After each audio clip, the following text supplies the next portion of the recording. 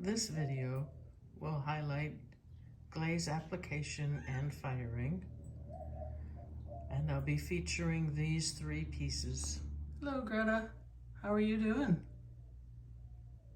Just waking up from a nap? So now I'm ready to apply the glaze. This is the glaze that I'm going to apply. It's called Opal. It's a little bit runny. I'm going to apply it by using a brush, and I'm going to put probably 2 layers near the bottom because I do not want it to run and adhere the pot to the kiln shelf, and a little bit more up the upper edges so that we have some running of the glaze in the kiln, but not enough to run off of the pot. So I've added 3 coats of the glaze onto my piece. Obviously isn't the same color, but it will be after the kiln firing. I'm switching to a different glaze for this next piece. You'll note it's a reddish brown color there, but after firing it will come out and looking like this. This glaze doesn't do much of what I call breaking on the edges. It's pretty stable and not runny at all.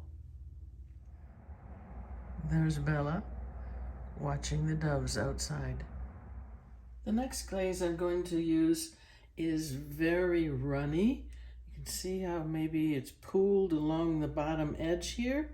If too much glaze is applied, then it will run off and adhere to the kiln. Actually, the kiln shelf can damage the kiln shelf and can actually, when I break the piece when I try to remove the piece from the kiln. Here are 3 of the pieces that I've applied glaze to, along with finished product to show you what they'll look like when they come out of the kiln firing.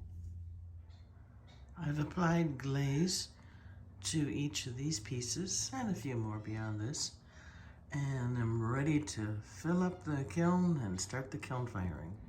In glaze firing, they have to be separated so the different glazes don't interfere with each other or pieces stick together. I've added the second layer. We're going to be firing to a cone 6, which is over 2,200 degrees Fahrenheit. With the clay and glaze I've used, it'll cause the clay to be vitrified, which means it won't absorb moisture anymore, and the glaze is set for a cone 6 as well. I've set up the kiln for firing to cone 6, and we're starting out at about 78 degrees Fahrenheit, and similar to the bisque firing, we'll leave the lid a little bit open for the first hour and a half to release any moisture that might remain in the pots or glaze. And we've got about 200 more degrees to go. And nice red glow in that peephole. Here's a first look at the results. I need to let it cool off a bit before I can handle these items. And here's a first look at the lower layer finished product too. I see you.